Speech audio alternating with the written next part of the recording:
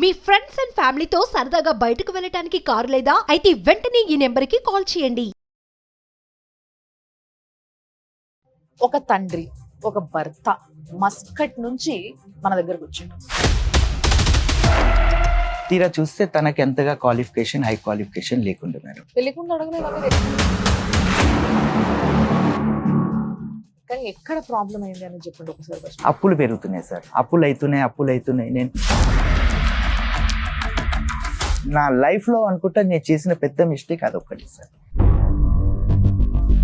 నేను కాళ్ళు కూడా మొక్కాను మేడం. ఎందుకు ఏమైనా తప్పు చేశారా మీరు? రిటర్న్ పంపిస్తానంటే నేను సూసైడ్ చేసుకొని చచ్చిపోతాను. నన్ను వారం రోజులు మరి ఇప్పుడు మీకు ఏం కావాలి? ఇప్పుడు నా ఇంటికి వస్తున్నాను, చావైనా బ్రతికైనా అంతే. నన్ను కోటి సంపద చంపేశారు మీరు.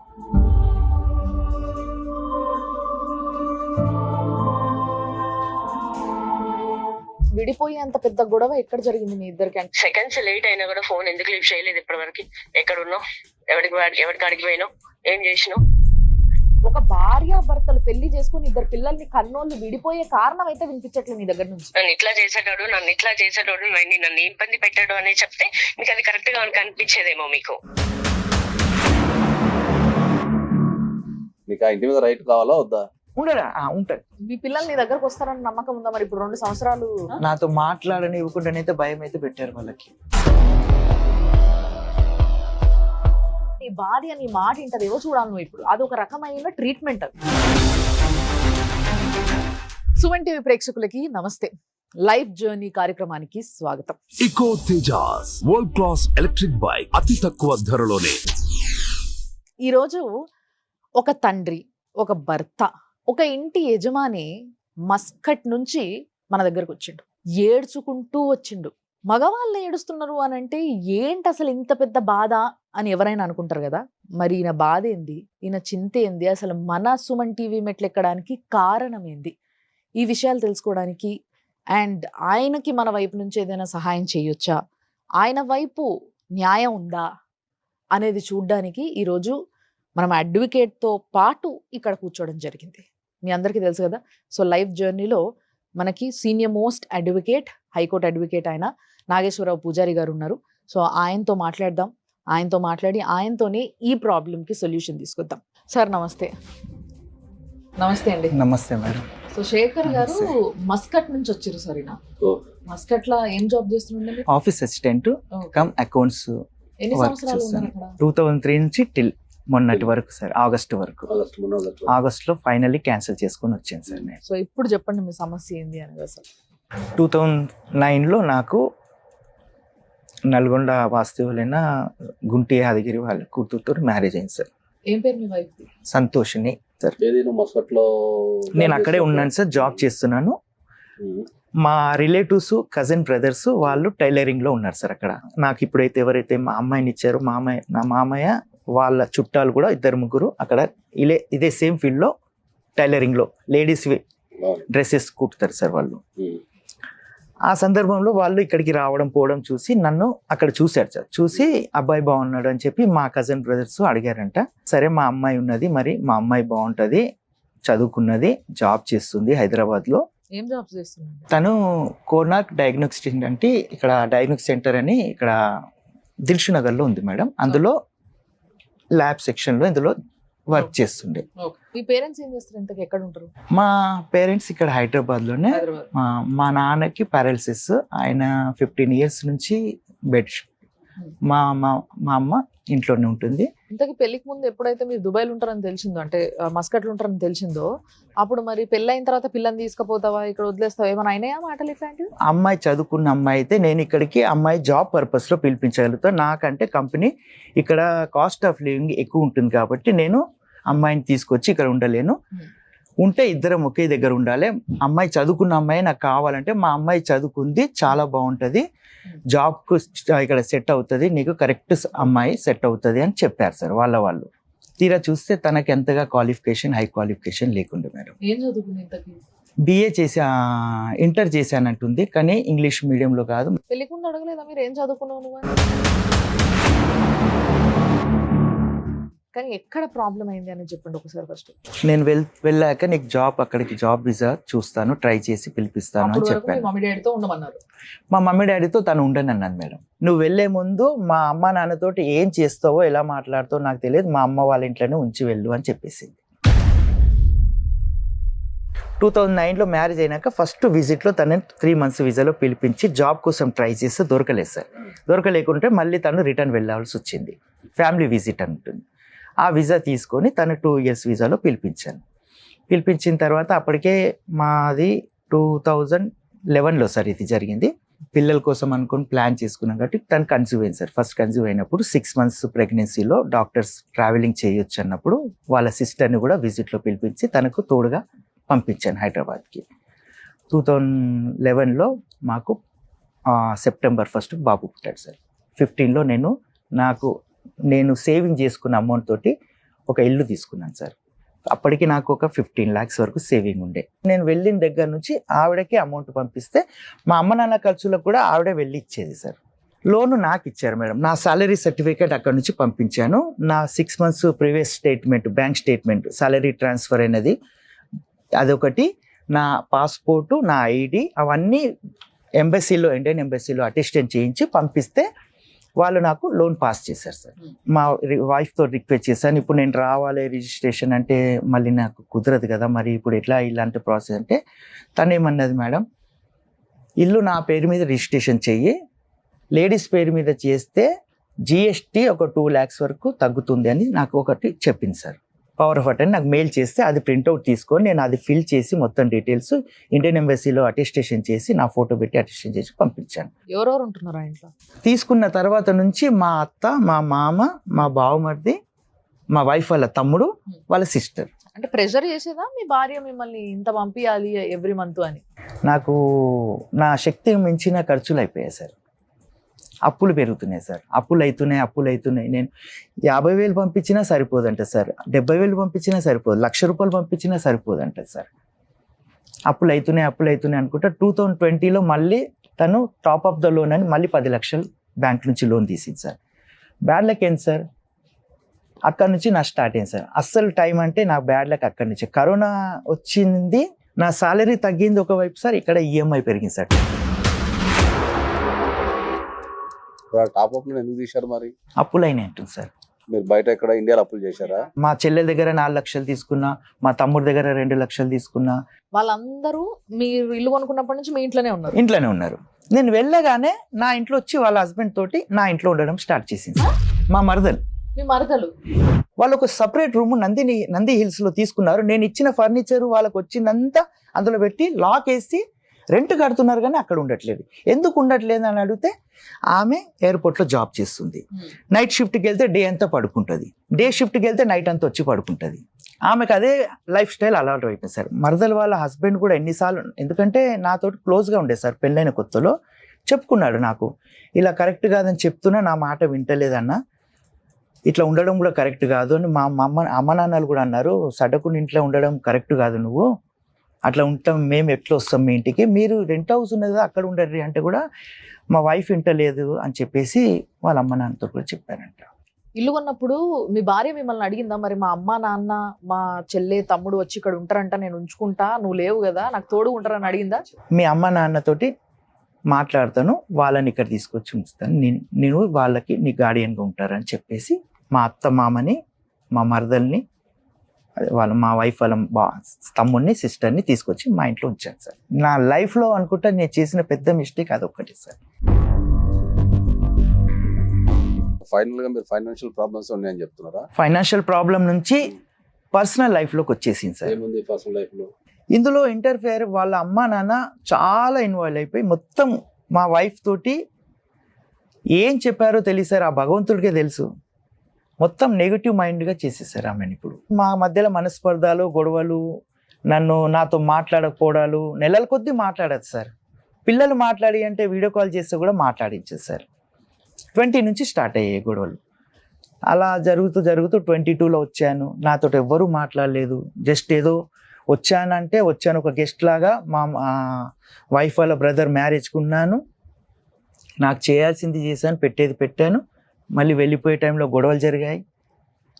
తను ప్రతిదానికి అప్పుడు మీరు మాట్లాడలేదా మీ వైఫ్ తో? ఏమైంది? ఎందుకు మాట్లాడేది మాట్లాడలేదు? మేడం. నేను కాళ్ళు కూడా మొక్కాను మేడం. ఎందుకు ఏమైనా తప్పు చేసారా మీరు? తప్పు నేను చేయలేదు మేడం. మరి కాలేదు. నాతోటి ఎందుకు మాట్లాడట్లేదు నేను అదే అడిగాను మేడం. స్టార్టింగ్ లో విజిట్ లో పిలిపించాను కదా, తనకు జాబ్ దొరకకపోతే నేను రిటర్న్ పంపిస్తానంటే నేను సూసైడ్ చేసుకొని చచ్చిపోతానని నన్ను వారం రోజులు నన్ను నిద్ర లేకుండా తిండి లేకుండా నన్ను బెదిరించింది సార్. ఇప్పుడున్న పరిస్థితి ఏముంది మరి? ఇప్పుడు తనకు డివోర్స్ కావాలంట సార్. నేను వద్దు అంటున్నది. డివోర్స్ ఎందుకు కావాలంటే కారణం ఏంది? కారణం చెప్పంటే నువ్వంటే నాకు ఇష్టం లేదు, నీతో ఉండదలుచుకోలేదు, నిన్ను చూసి చూసి నీతో నేను భరించలేకపోతున్నాను, నువ్వు నేను పెళ్లి చేసుకున్నప్పటి నుంచి నన్ను టార్చర్ పెడుతున్నావు అని అంటున్నది. మేము కలిసి లేము అసలు. 2020 వరకు బాగానే ఉన్నాం సార్. ప్రతి దానికి ఆయన వచ్చి నా ఇంట్లో ఉన్నప్పటి నుంచి ఆయన నన్ను కంపారిజన్ చేస్తున్నారు సార్. ఆయన ఐటీలో జాబ్ చేస్తాడు, 1 lakh అబోవ్ సంపాదిస్తాడు. ఇప్పటి వరకు మీరు చెప్పినట్టు అయితే నార్మల్ గా అన్ని కుటుంబాల్లో జరిగే విషయాలే.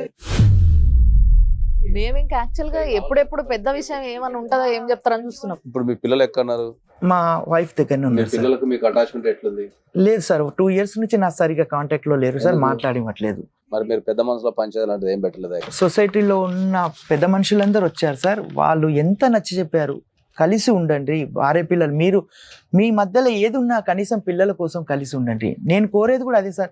నువ్వు నాకు ఏదో చేసి పెట్టాలి, నువ్వు నాతోటి, నేను నీ నుండి ఏది ఎక్స్పెక్ట్ చేయను. నేను నా పిల్లలకి తల్లిలాగుండు, నేను వాళ్ళకి తండ్రిలాగా ఉంటాను. 2 bedrooms ఉన్నాయి కదా, ఒక బెడ్రూమ్లో నువ్వు ఉండు, నాతో మాట్లాడకపోయినా పర్వాలేదు, నేను చచ్చేంత వరకు మాట్లాడకపోయినా పర్వాలేదు, నేను ఫోర్స్ చెయ్యా, నా పిల్లలకు తండ్రిలాగా ఉంటాను. నేను నేను పుట్టినప్పటి నుంచి వాళ్ళతో లేను సార్. నేను కనీసం ఇప్పుడు వచ్చినాను వాళ్ళతో ఉండనివ్వు అని అంటే కూడా యాక్సెప్ట్ చేస్తలేదు సార్. పోనీ పైన ఒక ఫ్లోర్ వేసుకున్నాను, ఒక రూమ్ వేసుకొని ఉంటాడమ్మా అని చెప్పినా కానీ వినట్లేదు సార్.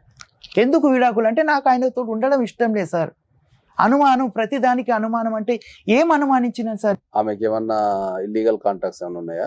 నేను దాని గురించి నేను నా మైండ్లో కూడా ఆలోచన రాలేదు సార్. కానీ ఇప్పుడు ప్రతి మనిషి అదే మాట చెప్తున్నారు సార్. అలాంటి పనులు ఎక్కువ రోజులు దాగవు, ఎక్కడెక్కడో లోపల దాచి పెట్టుకుంటే ఉండేటివి కావు. ఎవరో ఒకరు చెప్తారు, ఎవరి ద్వారానో మీకు తెలుస్తుంది. అట్లా ఎవరన్నా చెప్పినరా మీకు? లేదు మేడం, నాకు అట్లాంటి అనుమానమే లేదు మేడం. నేను చెప్పినా నమ్మను. ఇప్పుడున్న ప్రాబ్లం ఏముంది మీకు? ఇప్పుడు నేను అన్ని వదులుకొని వచ్చాను సార్. ఈవెన్ నేను జాబ్, ఎంత మంచి జాబ్ సార్. ఆమెకి పార్లర్ కోర్సు కూడా నేర్పించాను సార్. అక్కడికి పిలిపిస్తే 30,000-40,000 వస్తుంది, లేదా ఓన్ పార్లర్ నేను పెట్టిస్తాను, 1 lakh వరకు ఇన్కమ్ వస్తుంది. ఇక్కడికి రా, నాకు ఎన్ని రోజులని, నేను భార్య పిల్లల్ని దూరం ఉండి నేను ఎన్ని రోజులని బ్రతకాలి ఇట్లా అని అడిగాను సార్. నేను రాను అంటది. వాళ్ళ నాన్నంట నా బిడ్డని పంపియను అంటాడు. వాళ్ళ నాన్న ఎక్కడున్నాడు? నా కొడుకు పుట్టిన తర్వాత ఆయన ఏదో లీవ్లో వచ్చారు సార్.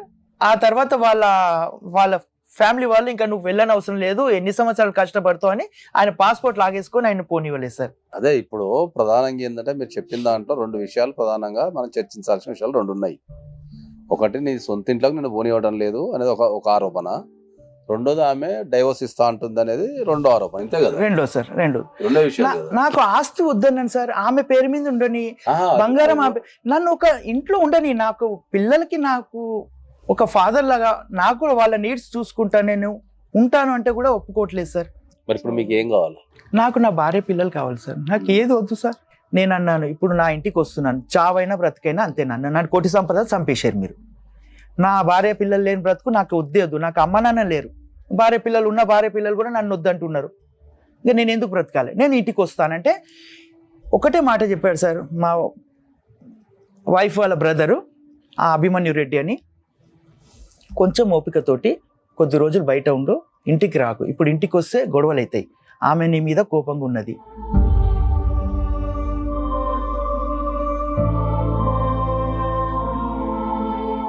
ఒక పని చేద్దాం సార్, అయితే ఒక్కసారి వీళ్ళ వైఫ్ తో కూడా మాట్లాడదాం. మరి ఆమె ఏం చెప్తుందో, ఆమె యాంగిల్ ఏందో చూసి విన్న తర్వాత ఒకసారి మాట్లాడదాం. హలో, సంతోషిని గారా? అవునండి, చెప్పండి. సంతోషిని గారు, మీ హస్బెండ్ శేఖర్ గారు సుమన్ టీవీకి వచ్చారండి. ఓకే.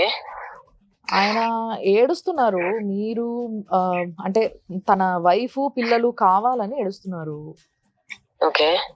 సో మీరేమో ఆయన వద్దనుకుంటున్నారట. ఓకే. ఏంటి రీజన్ అని అంటే, పెద్ద గొడవలు ఏం లేవు, నన్ను వద్దంటుంది తను అని చెప్పేసి చెప్తూ ఉన్నారు. ఓకే. మీరేమంటారు? అసలు ఏమైంది ప్రాబ్లం? ఎందుకు ఏడుస్తున్నారు మరి ఆయన? ఇప్పుడు ఏదైనా సిచ్యువేషన్ వస్తుంది, ఆ సిచ్యువేషన్ ఇది ఏంటి, ఇది ఎందుకని ఏది అడగొద్దు, క్వశ్చనింగ్ చేయొద్దు తనని. నేను ఏది కూడా అమౌంట్ ఇది ఇట్లా అంటే కూడా ఏది అడగొద్దు. తను అడిగిన దానికి సమాధానం అంతే. ఇది ఇంత, నువ్వు 3 కాళ్ళంటే 3 కాళ్ళే అనాలి, 4 కాళ్ళంటే 4 కాళ్ళే అనాలి. ఇప్పుడు అంతకుమించి ఇంకో మీకు క్వశ్చన్ నెల నెల చేయడానికి లేదు. పైసలు పంపించేటోడు అనేసి అంటున్నారు, మరి పంపించేవాళ్ళ నిజంగానే? పంపించాడండి. విడిపోయి అంత పెద్ద గొడవ ఎక్కడ జరిగింది మీ ఇద్దరికి? అంటే ఇప్పుడు బేసిక్ గా భార్య భర్తల మధ్యలో కొన్ని చిన్న చిన్నవి జరుగుతూనే ఉంటాయి, మళ్ళీ కలిసిపోతా ఉంటారు. చిన్నవి ఏం లేదండి. మ్యారేజ్ అయిన కాడి నుంచి యాక్చువల్ గా ఫుల్ పిచ్చ అనుమానం తనకి. ఇప్పుడు ఏమంటే ఎవరైనా చెప్తే కూడా నమ్మడానికి ఉండదు.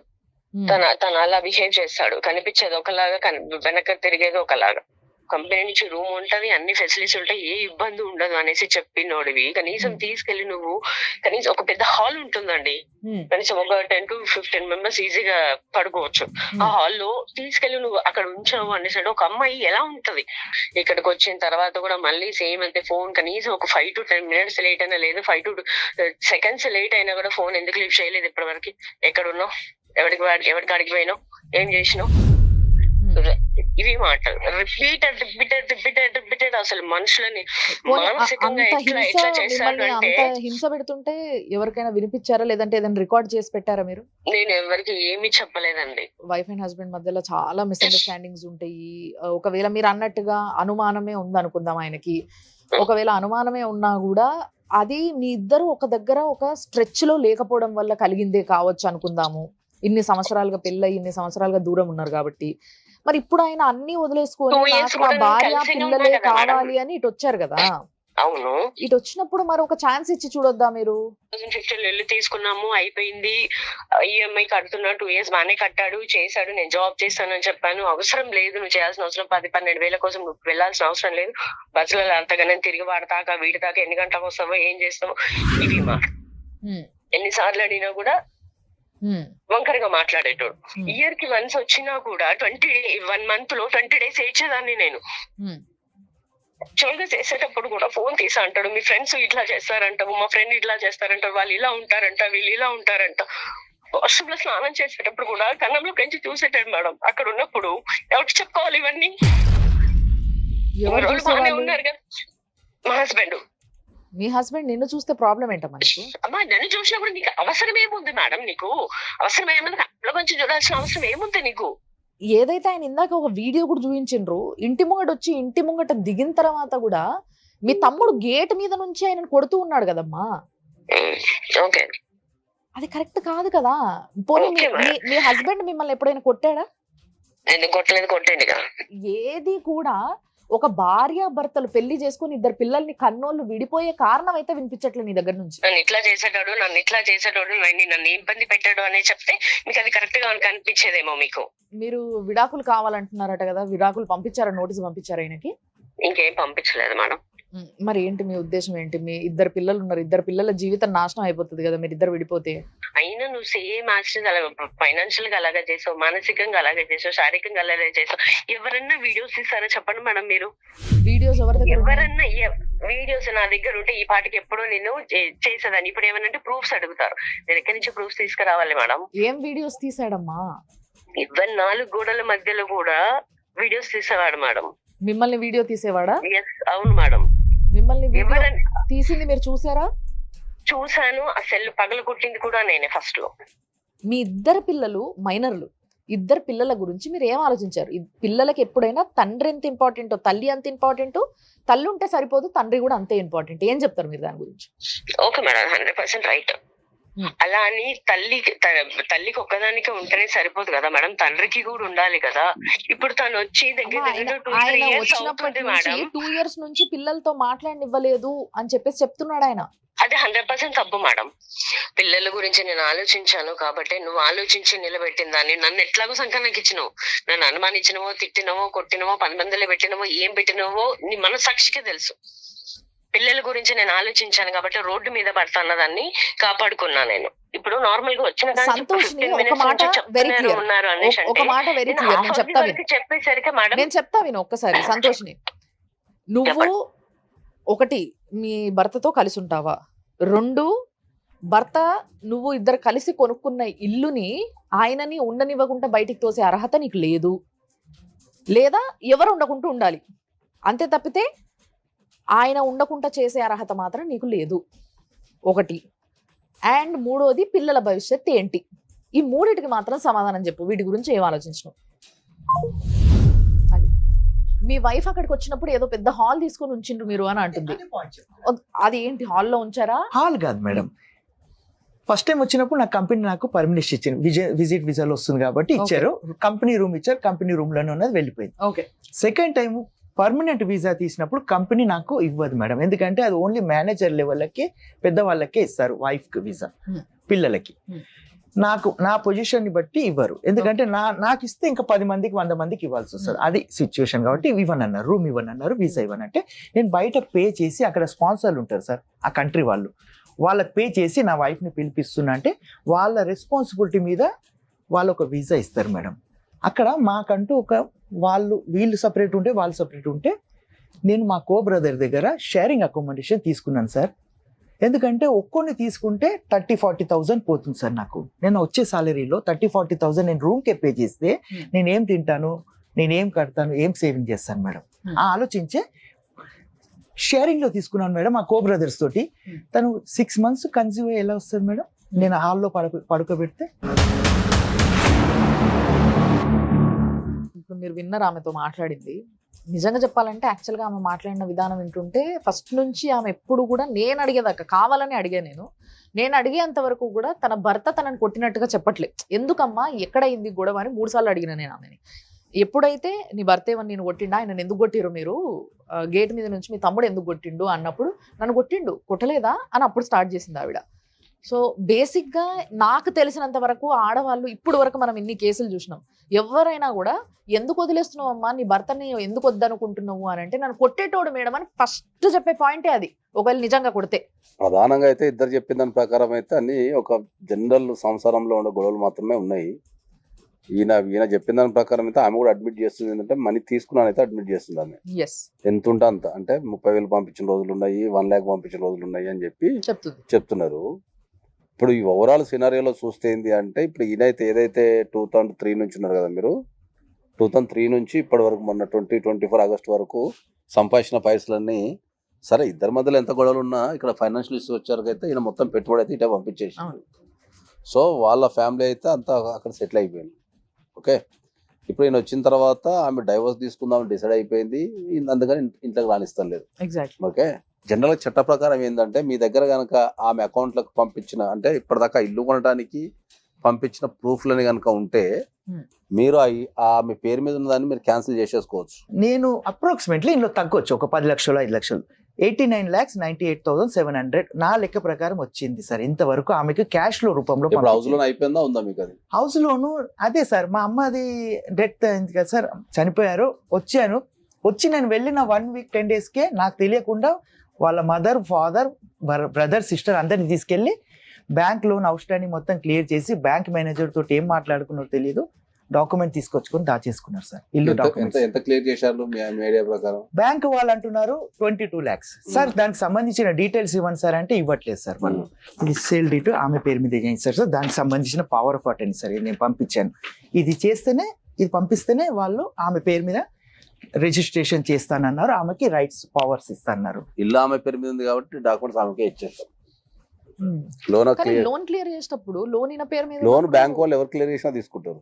అక్కడ వైఫ్ అండ్ హస్బెండే కాబట్టి ఆ బ్యాంక్ వాళ్ళతో టచ్ లో ఉంటారు కాబట్టి ఎవ్రీ మంత్ ఈఎంఐ పోతుంది కాబట్టి పేపర్లు ఆమె దగ్గరనే ఉన్నాయి కాబట్టి ఆ ముందే బ్యాంక్ వెళ్ళి చెప్పి ఉంటుంది, పేపర్లు నా పేరు మీద ఉన్నాయి, లోన్ నేను కట్టేస్తాం, మా హస్బెండ్ అంటే డిఫాల్ట్ ఇచ్చేస్తారు. వైఫ్ అండ్ హస్బెండే కదా. నాకు 51 years సార్. నేను ఇప్పుడు అది తీసుకొని ఏం చేస్తాను సార్, నేను సంపాదించే నా పిల్లలకి ఏం చేస్తావు అనేది ఇక్కడ పాయింట్ కాదు. ఇప్పుడు ఆ ఇంటి మీద నీకు రైట్ ఉందా లేదా అనేది ఒక పాయింట్. నీకు ఆ ఇంటి మీద రైట్ కావాలా వద్దా? ఉంటాను. మరి ఉండడానికి కావాలి కదా. అవును సార్, అదే మరి ఉండడానికి కావాలంటే ఇప్పుడు చట్ట ప్రకారం ఆ ఇల్లు ఎవరి పేరు మీద ఉంది? నా భార్య పేరు మీద. మరి ఆమె నేను రానియదు కదా. రానివ్వట్లేదు సార్. మరి ఆ ఇంట్లో ఉండటానికి రైట్ కావాలంటే నువ్వు క్లెయిమ్ చేసుకోవాలి కదా. ఇప్పుడు నా జీవితాంతం కష్టపడ్డ సొమ్ము అంతా నేను ఆ ఇంట్లో పెట్టినా కాబట్టి మరి నాకు ఉండే అవకాశాన్ని కానీ లేకపోతే నా పార్ట్నర్కి రావాలని అయితే నువ్వు అడగాలి కదా. తప్పకుండా. మరి నువ్వు అన్ని అడగకుండా పోయి నన్ను ఉట్టిగా పోయి ఇంట్లో పంపి ఎవరు పంపిస్తారు నిన్ను? అన్ని ఏది వద్దు అనుకోని అన్ని ఆమె పైన పెట్టేసి, అంటే ఒక్కొక్కరు ఒక్కోలాగా ఉంటారు, అందరు ఆడవాళ్ళు అట్లా ఉంటారని నేను అనట్లే. కొందరు నువ్వు చూయించే ప్రేమజాలు నువ్వు దూరం ఉన్నా అనుకునేటోళ్ళు చాలా మంది ఉన్నారు ఆడవాళ్ళు.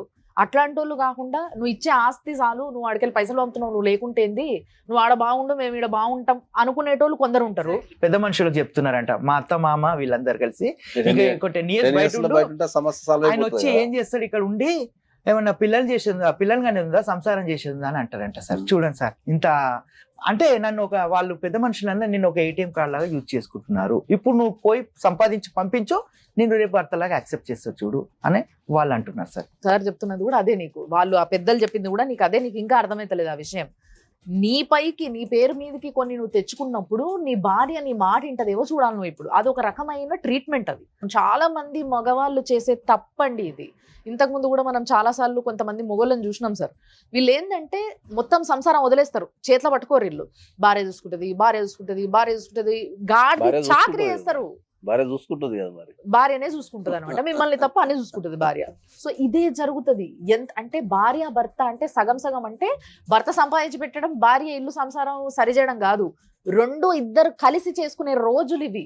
ఇప్పుడు 80% పిల్లల్ని కలవనిస్తాం లేదా? కలవనిస్తలే. స్కూల్కి వెళ్ళినాను సార్. స్కూల్కి వెళ్ళి నా పాప బాబు పేరు చెప్పాను, సమీక్ష విఘ్నేష్ని కలవాలి వాళ్ళ ఫాదర్ని అంటే కూర్చోమన్నారు సార్. రిసెప్షన్లో కూర్చున్నాను. ఒక్క 5 minutesలో ఆమె రిసెప్షన్ ఆమె కాల్ వచ్చింది నాకు, సార్ ఇప్పుడు కుదరది, మీరు కలవడం కుదరది అని చెప్పేసి పంపించేశారు సార్. మీరు పిల్లల్ని చూడాలనుకుంటే మీరు కోర్టుకి వెళ్ళి మీరు విజిటింగ్ రైట్స్ వేసుకోవాలి. నా పిల్లల్ని నేను చూడాలనుకుంటున్నా అని చెప్పి కోర్టుకి వెళ్ళి మీరు విజిటింగ్ రైట్స్ వేసుకుంటే కోర్టు పర్మిషన్ ఇస్తుంది మీకు కలవడానికి. అప్పుడు ఎవరు ఆపనికి లేదు. ఇంకా మీ పిల్లలు నీ దగ్గరకు వస్తారని నమ్మకం ఉందా మరి? ఇప్పుడు 2 సంవత్సరాలు వస్తారంటే వచ్చి ఉండడం అని కాదు, వాళ్ళకి భయం కలవడానికి అయితే గానీ- పెట్టారు మేడం. నాతో మాట్లాడని ఇవ్వకుండానైతే భయం అయితే పెట్టారు వాళ్ళకి. అదే ఇప్పుడు వాళ్ళతోనే అనుబంధం పెంచుకోవాలంటే నువ్వు కంపల్సరీ కోర్టులో కేసు వేసుకుంటే, విజిటింగ్ రైట్స్ వేసుకుంటే కోర్టు గ్రాంట్ చేస్తుంది. అప్పుడు మీరు కంపల్సరీ కలవాల్సి వస్తుంది. కాబట్టి అప్పుడు మీ బాధ చెప్పుకోనో మరి ఏదో చెప్పుకొని మరి వాళ్ళతో నువ్వు మింగిల్ కాగలిగితే, నా కుటుంబంలో కలవగలిగితే దాన్ని కలిసే అవకాశం ఉంటుంది. లీగల్గా అయితే నువ్వు 3 పనులు చేయాల్సి వస్తుంది. ఒకటి, ఇల్లు నీ పేరు మీద మార్చుకోవడం. ఎందుకంటే అందులో కట్టిన సొమ్ము అంతా నీది కాబట్టి, నేను భార్య మీద నమ్మకంతో అక్కడ పంపించాను కాబట్టి, ఇప్పుడు నాకు సౌలభ్యం లేనందువల్ల నేను మావిడ పేరు మీద చేసిన, ఇప్పుడు నేను వచ్చినా కాబట్టి నా ఇల్లు నా పేరు మీద మార్చండి, పేమెంట్స్ అని నాయని కనుక మీరు కోర్టులో వేసుకుంటే ఇల్లు నీ పేరు మీద మారే అవకాశం ఉంటుంది. Okay sir. అదొకటి చేయాలి లీగల్గా. Okay sir. రెండోది, నీకు పిల్లలతో అనుబంధం పెంచుకోవాలా, ఫ్యామిలీ కావాలనుకుంటే నువ్వు ఇమ్మీడియట్లీ కోర్టుకి వెళ్ళి చైల్డ్ విజిటింగ్ రైట్స్ వేసుకోవాలా. నా పిల్లల్ని నాకు బీయింగ్ ఏ ఫాదర్ నా పిల్లల్ని చూసే అధికారం నాకు ఉన్నది అని చెప్పి మీరు విజిటింగ్ రైట్స్ వేసుకుంటే కోర్టు తప్పకుండా గ్రాంట్ చేస్తుంది. ఆ విజిటింగ్ల వల్ల మీ మధ్యలో ప్రేమ, అనుబంధాలు, ఆప్యాయతలు పెరిగే అవకాశం ఉంటుంది. ఓకే, పిల్లలు కాబట్టి కొద్దిగా అవతల సైడ్ నుంచి కూడా ఏమన్నా కొద్దిగా బెదిరించో లేకపోతే మాట్లాడద్దాను ఇన్స్ట్రక్షన్స్ ఇచ్చుండొచ్చు. ఎగ్జాక్ట్లీ. సో నువ్వు ఫ్రీక్వెంట్ విజిట్స్ చేయడం ద్వారా వాళ్ళ మనసు మార్చగలగాలి. అండ్ ఇంకోటి, అది. ఈయన భార్యను కోరుకుంటున్నాడు కాబట్టి ఆయన కౌన్సిలింగ్ కూడా మనం మీ భార్య కోరుకుంటున్నాం కాబట్టి మనకు జనరల్ కౌన్సిలింగ్ ఇప్పించుకోవచ్చు, పిలిపియచ్చు. కౌన్సిలింగ్ రాకపోతే నువ్వు డైరెక్ట్ RCR అనే ఒక పిటిషన్ ఉంటుంది. దాన్ని రెస్టిట్యూషన్ ఆఫ్ కాంజుగల్ రైట్స్ అంటాం మనం. అంటే నా భార్యతో కలిసి జీవించే అవకాశాన్ని నాకు ఇవ్వండి అని చెప్పి మీరు కోర్టులో వేసుకుంటే కోర్టు ఆమెను పిలిచి కౌన్సిలింగ్ చేయడం కానీ, లేకపోతే నువ్వు గట్టిగా చేస్తే ఆమె కార్డు ఇవ్వడం కూడా జరుగుతుంది. నీ సమస్య కంపల్సరీ లీగల్ ద్వారానే సాల్వ్ అవుతుంది. ఎందుకు అంటే ఆల్రెడీ నువ్వు ట్రై చేసినావు, పెద్ద మనసులో ట్రై చేసిండు, 2 స్టేజ్లు దాటిపోయినాయి సార్. కాబట్టి ఇక మీకు PS వరకు కూడా పోయింది కాబట్టి నెక్స్ట్ లెవెల్లో మీకు కోర్టు అయ్యింది. అంటే చాలా రోజులు గుంజిరు దాన్ని. మీరు అట్లీస్ట్ ఇప్పుడైనా మీరు చేయాల్సినవి ఓ స్టేజ్లోనే, ఎప్పుడైతే గొడవలు దూరం పెరుగుతుందో అప్పుడే చేస్తుంటే ఈ పాటికి సాల్వ్ అయిపోయేది. బట్ చాలా డిలే చేశారు కాబట్టి అట్లీస్ట్ ఇప్పుడుకైనా ఇంకా డిలే చేయకుండా మీరు కోరుకుంటున్న కోరికను తీర్చుకోనికి మీరు ఏం చేసిండ్రు అంటే నేను ఇవి చేసిన అని చెప్పడానికి అట్లీస్ట్ ఫస్ట్ సార్ చెప్పినవి అన్నీ మీరు ట్రై చేస్తే, దాన్ని బట్టి వాళ్ళు కూడా వాళ్ళ సైడ్ నుంచి మారి మీ దగ్గరకు వస్తే, ఎప్పుడైనా 2 చేతులు కలిస్తేనే చప్పట్లు అన్నట్టుగా ఇద్దరు కలవాలనుకుంటేనే కలవగలుగుతారు. అల్టిమేట్గా మేము కలిపితేనో మీరు కలిస్తేనో ఇంకొకరు అది కాదు. అది సో ఇద్దరు 2 వైపుల నుంచి అనుకునేలాగా నీ ప్రయత్నం నువ్వు చేయాలి. ఇన్ని రోజుల నుంచి నువ్వు చేసింది ప్రయత్నం కాదు, అసలు చేయలేదు. సో అట్లీస్ట్ ఈ విధంగా ప్రయత్నం స్టార్ట్ చేయండి. ఓకే, మీకు ఏమైనా అడ్వైస్ కావాలన్నప్పుడు డెఫినెట్గా సార్ మీకు అడ్వైస్ ఇస్తారు. ఒకవేళ మీకు మళ్ళీ సార్ ఇది పరిస్థితి, ఈ పిటిషన్ వేసినా ఇది అయ్యింది, ఇది జరిగింది, ఇప్పుడు నెక్స్ట్ ఏం చేయాలి అంటే ఆయన మీకు చెప్తారు. ఓకే, సో బాధపడకండి, ఏడవకండి. మగవాళ్ళు ఏడిస్తే కూడా బాగుండదు కానీ బాధ మేడం చెప్పలేను. నాకు నేను సర్వస్వం వాళ్ళే అనుకున్నాను మేడం. ఇప్పుడు వాళ్ళే నన్ను ఇంత ఇచ్చేసినందుకు నాకు సో కొంచెం జాగ్రత్త నా ఉండండి, పిల్లలంటే strong నాకు ఉండండి. చాలా ప్రేమ ఉంది. ఎందుకంటే పుట్టినప్పటి నుంచి వాళ్ళతో లేను. అప్పుడప్పుడు వచ్చి చూసేవాడిని, చేసేవాడిని.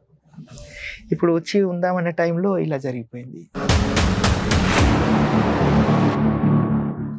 So thank you sir, thank you so much for the advice. Thank you అండి. Thank you madam. చూసిండ్రు కదా, ఇది ఇంటింటికి ఒక చరిత్ర ఉంటుందబ్బా. కొంతమంది నాకు అసలు ఎవ్వరూ వద్దు అని కొత్త దారులు పట్టే వాళ్ళు ఉంటే, కొంతమంది ఎన్ని సంవత్సరాలుగా దూరం ఉన్నా కానీ నా ఇల్లు, నా పెళ్ళాం, నా పిల్లలు, నా సంసారం అని ఆలోచించి వాళ్ళ కోసం మాత్రమే బతికేటోళ్ళు కొందరు ఉంటారు. ఇలాంటి వాళ్ళని వదులుకుంటున్నారు అని అంటే ఆడవాళ్ళు ఆలోచించాలి. అలాంటి వాళ్ళు దొరకని వాళ్ళు ఎంతోమంది భూపైన ఏడుస్తూ ఉన్నారు. కాబట్టి మనం తీసుకునే డెసిషన్ ఎప్పుడైనా వైజ్గా ఉండాలి. జీవితాలని, ఇళ్ళని, సంసారాలని కాపాడే విధంగా ఉండాలి తప్పితే మొత్తం మన యొక్క కల్చర్ని నాశనం చేసే విధంగా ఉండొద్దు అనే ఒక రిక్వెస్ట్ మాత్రం చేయగలుగుతున్నాను నేను. సో దయచేసి దీనిపైన కొంచెం ఆలోచించండి. చూస్తూనే ఉండండి సుమన్ టీవీ.